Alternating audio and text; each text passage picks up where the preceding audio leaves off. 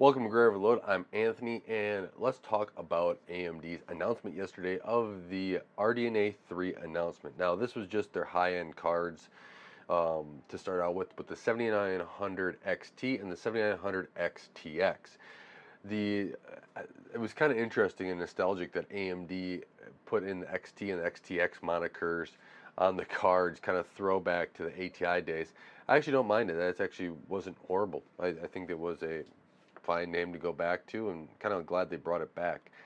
But the 7900 XTX will be their top of the line card right now with 96 compute units, 96 ray accelerators for ray tracing, game frequency they put on their site of 2300 megahertz, 96 megabytes of infinity cache, 24 gigs of RAM, and that's going to be coming at $1,000. Then you have the 7900 XT, that's going to be 84, slightly cut down, 84 compute units, 84 ray accelerators, 2000 megahertz, 80 megs of infinity cache, 20 gigs of RAM, and GDR6. They're going to be comprised of, what is it, 7 dies total, because it's a chiplet design, 6 memory, and then 1 graphics compute die. So that's kind of where AMD is. A quick little breakdown, the pricing, and you get these on December 13th. That's when they're going to be for sale. So let's dive into kind of the announcement. Now, the second guy in the announcement was very dry, uh, you know, and people, hopefully he's learning from it. Maybe this is his first, this is the first time I've really seen him present. So maybe this is his first time throwing him underneath the fire. Hopefully he gets better on the next ones that he goes with. He can learn from it, get better. But one thing I really did not like, they got to stop talking about this 8K stuff, 8K gaming. No one cares. If you're not going to be able to run it in uh, native resolution, why are you going down that route of things? That it's just annoying. AMD, Nvidia did this, didn't do a good job, and now you're copying it. Yes, you have DisplayPort 2.1. Leverage that with what your card can do at 1440p high refresh rates, 4K high refresh rates. Go down that route. There's some games maybe 2, 3, 4 years old that people still play. Heck, I'm one of them. That you be able to achieve that and be able to push that on. So I don't see why you're going to push 8K with FSR when a person probably going to that quality of gaming is going to do it because of the quality of the picture and how it looks rather than getting the most frame rates out of it as well. So there's that aspect of it, right? Make 1440p, make 4K the mainstream, and then when 8K becomes relevant, talk about it. A lot of these 2.1 stuff, you're going to get monitors next year, right? And that's where it's going to be. It was kind of annoying. It was disappointment. There was a lot of marketing speak in AMD's announcement, and just cut it down. Just keep it basic, and let the card show for itself. If you think the card's good enough, or was the card not good enough? That's something there on the 8K stuff. I know I'll get a little bit, but the DisplayPort 2.1, I really like that. I think that, as well as a lot of stuff is HDMI 2.1, but I think as DisplayPort 2.1 gets out into the wild, people are using it. It's going to be something that's going to be a selling point for them because that's what they're already using, or that's what they already have set up, or on their new monitor, and they want to use it. That's going to be a selling point. Is it going to be a determining factor? I don't know. HDMI 2.1 or 2.1 for right now is good enough for me.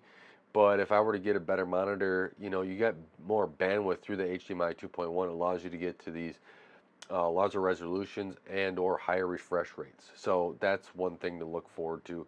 If these cards are able to do that, that will be a selling point. If not, no one will care. Another good thing is that these, and one thing I'm really interested in is the media encode and decode with Smart Access Video. I'm really interested to see some of the results of that. That's some really interesting, especially if you're going to be streaming, or for me, I render a lot or record and then render it out. That's one thing where if they're going to get on par with NVIDIA on this, I'm really excited. I mean, that's going to be one selling feature to not have to go to NVIDIA for if you want it, or even Intel. So they're going to have the AV1 accelerators on there, or encode and decode, and then also their current ones. So they also said AI accelerators. And I've listened to a lot of different people on this. Some were, hey, we don't know how this is, this may not be a good thing yet, right? And I'm in that kind of sort of camp where let's see what AMD does with these. They're not going to be something we're going to use today necessarily, unless it's in a game. However, I think it's just another building block on AMD stack, and they're going to be coming out the software to really come with against CUDA, and this may be something that we may do or may look at later on and saying, well, that was a good thing to put it in there. You have to bring the hardware first before you can really bring the software in this instance, because NVIDIA is already entrenched and you need to do that. So ray tracing, I do expect NVIDIA to still just beat them in. Now, that's just the way it's going to be for right now until AMD dedicates a little bit more to it. I'll get into a little bit more with chiplets, but I think chiplet building blocks are going to be the first step to kind of expanding ray tracing even more on the AMD side. So there's that. Now, power efficiency too. AMD is saying they're keeping it at 355 watts, which is a little bit more than the 6900. And so with the performance gains, they're saying it's what, 54% more efficient, which is good. I think power cost overall is going to be something people are going to look at. And the reason why is even here where I am, located, power is increasing, cost is increasing. So if there starts to be getting some, huge surge prices for people and they start paying a lot more out of pocket for electricity, you're going to start looking at everything, even including your computer, at where you can cut costs. So this may be something quite interesting depending upon where performance lands, right? If it's more energy efficient per frame, and let's say it beats out the 4080s, in between that and the 4090 or close to the 4090, that's pretty good. I have to say that's gonna be something people are gonna look at and determine a buying decision on. So I like that aspect of it. Now, the a couple other things that came with this in their software side of things, with the power efficiency and everything else, was their. Let me talk about the software side first, which is FSR3 next year.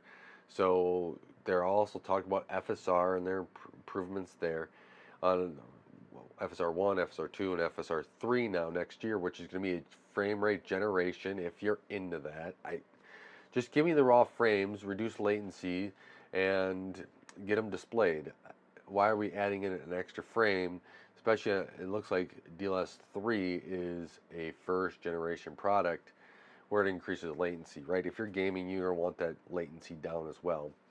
So then you also have Hyper RX, which is supposed to be a one-lane toggle for lower frame rate or lower latencies, higher frame rates. We'll see. This is kind of interesting. I'm sure that they're doing some stuff there for keeping the power usage down as well. AMD's done that with Boost and everything else, is that they're going to integrate that in, but then they're also decoupling the clocks. And the decoupled clocks, you can kind of do that. I think it's a little bit harder when you have one chip, monolithic chip, but these multi-chip modules, these MCM designs, allow you to decouple the clocks. So they're running I think the memory clock at 2.5 gigahertz and then the gaming clock at 2.3 on that gaming die. So they were able to decouple that. That's pretty interesting, and that's pretty cool that they're able to do that. Now, in these MCMs, they have 6 nanometer memory chips, and then they have the 5 nanometer graphics die. So your die that doesn't need to be reduced as much because it doesn't benefit from that reduction of nanometer. Your memory chips, they're there, your caches, and then your graphics chip, that logic, which does benefit, you get that smaller. Chiplets can be cheaper. How much cheaper? It really depends upon all pricing and stuff. I won't get into that. Adored TV did go into some of that stuff. Go take a look at his video and his channel. But chiplets here, right? The big thing I'm thinking is that you get way better yields, right? And you don't have, when you do manufacture a huge die like the monolithic dies, you're going to be you have a limit to how big those dies can be based upon what the manufacturer allows that die to be. And then you also have a limit of how many good dies you can get out of each wafer for the manufacturing process. So you got some limitations there. Whereas if you're going to do with a multi-chip module, right, you can reduce the size of these chips, then in turn hopefully getting better yields out so that you can actually have a better return on your investment of breaking these all up and be able to make more of these in this case graphics cards, something that AMD with CPUs as well. So that's what I'm thinking, that this is the first generation.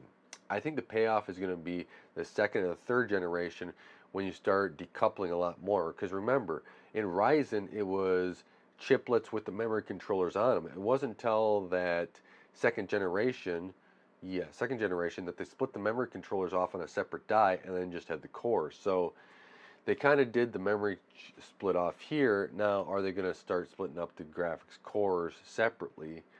That's going to be interesting. Maybe even just have another logic die that manages all that as well. And you start splitting up even more, where you have more manufacturing ability to basically create more dies that are not defective. So that's some of the cool stuff too. Now, Gamers Nexus, I was watching his video, and he said that there's going to be an inlet temperature sensor. I can't remember the technical name, but basically on the around by the fan, so you can see what the ambient temperature is in your case of the inlet. That's pretty cool, especially if you need to maybe turn on the fan, or if you want the fans, or create your own fan curve so you can keep your PC internal temperature at a certain temperature. That's some stuff that's really kind of moving the moving forward a little bit on how technology you can use a sensor to help improve your airflow, help be able to get more performance out of a card. Because while this, you could cool VRM if it has zero fans and the VRMs are getting hot, all that other stuff. Or if you're starting to want to overclock, you can do different RAMs depending upon what the temperature is in your case. And opportunities are kind of endless there. Now, overclocking. I think that this one really overclock a lot. I think the reason why they went with 355 watts and the specs of where it's at, I expected it to be a lot faster. I expected it to be around the 2.7 base and maybe hitting about 3 gigahertz on the boost or the gaming clock.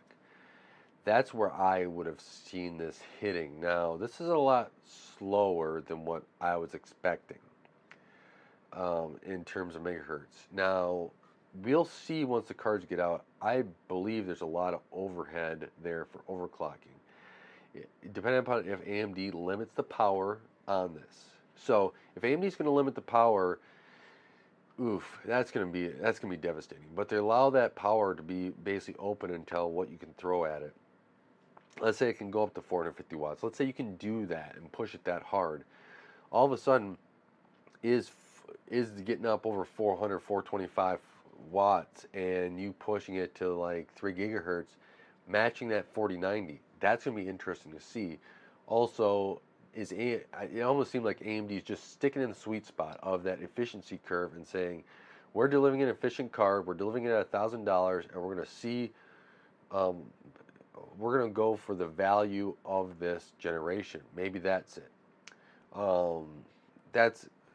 That's kind of where my take is on this overclocking. I think that there's a lot of headroom because I did expect a higher generation. There's some things where I expected this card to be a little bit faster. One thing we didn't get is where this compares to the 4090. Really disappointed, right, that we didn't see more of that. However, I do have a couple takes on that. I've gone back and forth on this. I wanted to see where it compares, right? We got over 6900 to 7900, right? We got that jump. Was it that they wanted to go maybe compare this to the 4080? I also have another sneaking suspicion is that they did not want NVIDIA to move their pricing. They just wanted to give a rough percentage out there and let NVIDIA release the 4080 at that $1,100 so that they can come in at the 1,000. Because if NVIDIA drops, I bet you NVIDIA or AMD would drop too. If NVIDIA drops that 4080 price. But I don't think that they wanted them to make the move? Also, does AMD not want to put a high prevalence on their own benchmarking numbers and everything else, because they, and everyone does this, they get hit at manipulating their numbers or not being totally authentic? Are they putting the numbers back in the reviewers' hands and letting them review the cards, excuse me, then letting themselves get the numbers out there and maybe, lowering their importance? It almost seemed to me there was a time here in the last couple of years where first party numbers from the suppliers were trying to really hit at the reviewers, and the reviewers kind of mentioned some of that stuff throughout the last couple of years. Letting the reviewers put the numbers out there themselves, does that make your cars look better? We'll see. I'm just spitballing here at a couple different ideas I had based upon this. Now, do I think NVIDIA will change their pricing? No. I do not think NVIDIA is going to change their pricing. I think that they're going to come at this with a premium band. We're still with the top with the 4090. And if you want the 4080, you're going to expect to pay a premium over the top of that. We still win in ray tracing. We don't know where AMD yet sits on their encode and decode. So we're going to say that we still have that. And we're just going to sit tight until we are forced to change. We have cards of the 3000 series that we still need to sell. And we're going to go down that route. That's kind of where I think they're going to go. AMD, on the other hand, I think that they came in with an okay price. You're talking about somebody that does not want to spend $8,000 on a graphics card yet. I'm not there yet. I'm just not there. So I think that overall, generation to generation, I like that it's a little bit cheaper than the 6900. That was or 6900, 6950. That was 1100 if I recall. So I like that they did come in underneath that price. That's a good sign. I'm really interested in where the performance numbers are. If the performance numbers are, let's say, 5 to 10% lower than the 4090 at $1,000, this is a win for AMD. They did a good job.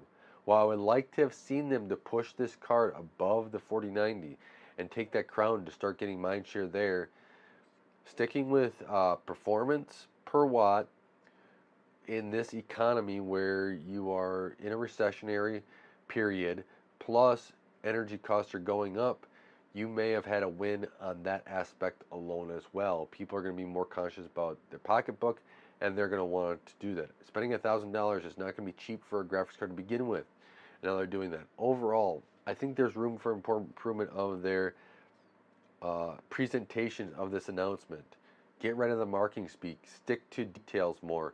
8K stuff nobody cares about. We are gamers. We want to know how frames per second, how well it's going to look, that sort of stuff. Not, oh yeah, you can do this and turn on FSR and everything else.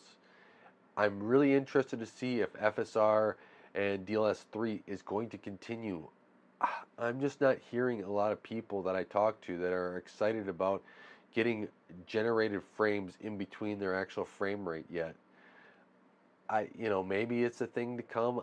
I'm just not hearing it with people I'm talking to. Let me know in the comments below if that's something you want. So, yeah, I'm still up in the air on this release. I think it can be a good release, but I need to see more performance numbers to really put that down in there.